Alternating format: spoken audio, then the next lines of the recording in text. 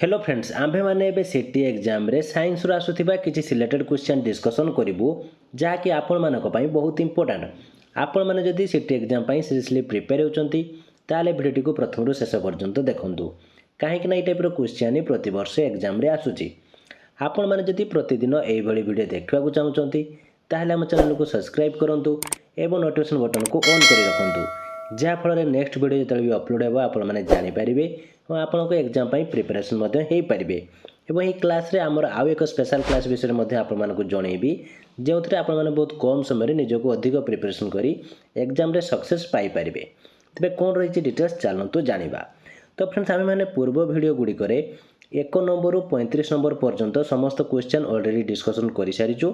आपने जब देखी ना भिडियो डिस्क्रिप्शन में तार लिंक देती आपड़ से क्लिक कर देखिपारे। आज आम मैंने 36 नंबर बाकी जहाँ भी क्वेश्चन आंसर रही डिस्कसन करूँ। तेज आज फास्ट क्वेश्चन जहाँकि 36 नंबर क्वेश्चन कौन रही देखो कलिजा मांसपेशी रे क्यों श्वेतसार संचित होता है? Cellulose, glycogen, galactose, starch. यार राइट आंसर होची ऑप्शन बी ग्लाइकोजेन। स्टार्च जेपरी एक पॉलीसाकाराइड सेहीपरी गाल्क्टोज एक की प्रकार saccharides mono, di, tri, poly. Right answer होची ऑप्शन ए मोनो। केउ खाद्यरु ग्लाइकोजेन मिले? माछ, क्षीर, छेली कलिजा, छेली चर्बी। राइट आंसर होची ऑप्शन सी छेली कलिजा। केउटी अन्य मानक ठारू पृथक? Lactose, galactose, maltose, sucrose. Right answer होची ऑप्शन बी गालाक्टोज। केउटी मोनोसाकाराइड्स नुहे? Sucrose, glucose, fructose, galactose. Right answer option A sucrose. स्तन्यदात्री महिलार स्तन क्षीर अधिक होगापी कौन आवश्यक? ग्लूकोज व गालाक्टोज, सुक्रोज, लैक्टोज व माल्टोज, सेल्युलोज व स्टार्च। राइट आंसर होची ऑप्शन ए ग्लूकोज व गालाक्टोज। क्यों प्रकार खाद्य आम अंतनली रे हजम हुए नहीं?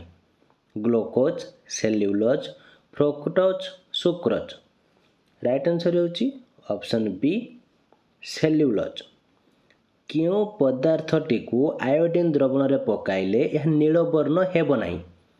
ओटा, चाउल गुंड, अंडा खोलपा, आलू खंड। राइट आंसर होची ऑप्शन सी अंडा खोलपा। क्यों विटामिन टी स्नेहसार जातीय खाद्य पदार्थ रु मिलिबो नहीं? Vitamin A, vitamin B, vitamin D, vitamin के।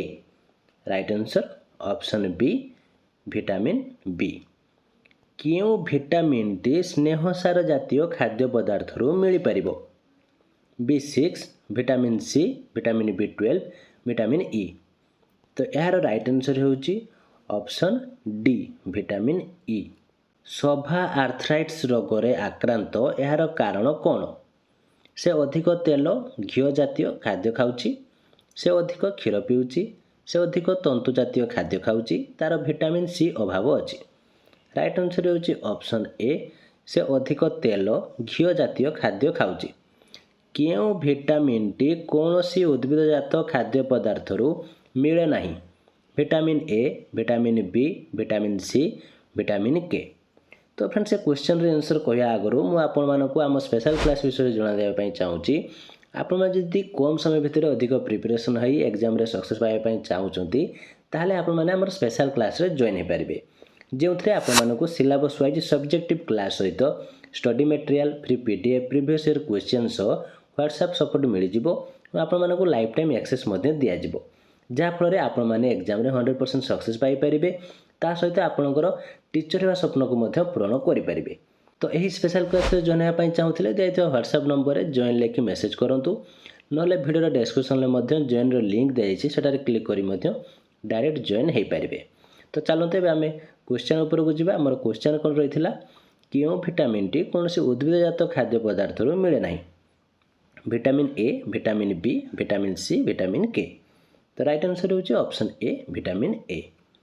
बीटा कैरोटीन क्यों खाद्य द्रव्य रे थाए?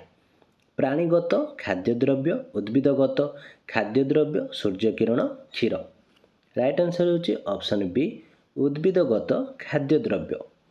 କେଉଁ ଖାଦ୍ୟଦ୍ରବ୍ୟରୁ ଅଧିକ କାରୋଟିନ୍ ମିଳେ? ମାଛ ମାଂସ, ଅଣ୍ଡା କ୍ଷୀର, ସବୁଜ ପନିପରିବା, ସୂର୍ଯ୍ୟ କିରଣ। ରାଇଟ୍ ଆନ୍ସର୍ ହେଉଛି ଅପସନ୍ ସି ସବୁଜ ପନିପରିବା। ନେକ୍ସଟ କ୍ୱେଶ୍ଚନ୍ ଦେଖନ୍ତୁ କ'ଣ ରହିଛି।